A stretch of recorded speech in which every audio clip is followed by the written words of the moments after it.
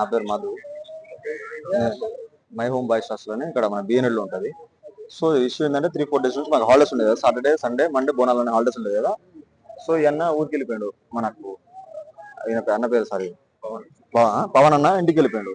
పవన్ ఇంటికి వెళ్ళిపోతే నేను ఆయన ఆఫీస్కి వస్తుండు, మళ్ళీ చూస్తుండే. ఏమైందన్న అంటే కొంచెం వర్క్ ప్రెజర్ ఉంది, నాది సిఎస్ పడలేదు అదే నాతో చెప్పినాను. అదే అన్నాడు, వదిలేసి అన్న ఇంక దాని ఏమైతే మామూలే కదా నీకు అంత అని నేను చెప్తే ఇంకేం చేయాలి తమ్మి తప్పదు కదా అని చెప్పి ఇది ఇంతే మాట మనకి రాదన్న. రాత్రి తినేసి వచ్చేసిండు అంతే. రాత్రి నైట్ 9 o'clock తినేసి వెళ్ళి వచ్చేసిండు. ఇదే స్టోరీ. ఇంకా మనకు చెప్పింది ఆయన ఇదే మాట. స్టేషన్ కు వస్తుండో పోతుంది, మరి డ్యూటీ మనకి ఆన్ ఉందో లేదో తెలియదు, వస్తాడో పోతాడు. కానీ ఎప్పుడు వచ్చినా లేట్గా వస్తాడు. కానీ మొన్న 3 days డబ్బును వచ్చేసిండు. 2 వస్తాడు ఏమంటే వచ్చేసి అంటే ఒక 2-3 hours వచ్చేస్తుండు. మళ్ళీ ఏం జరిగిందో మనకు తెలియదు సార్.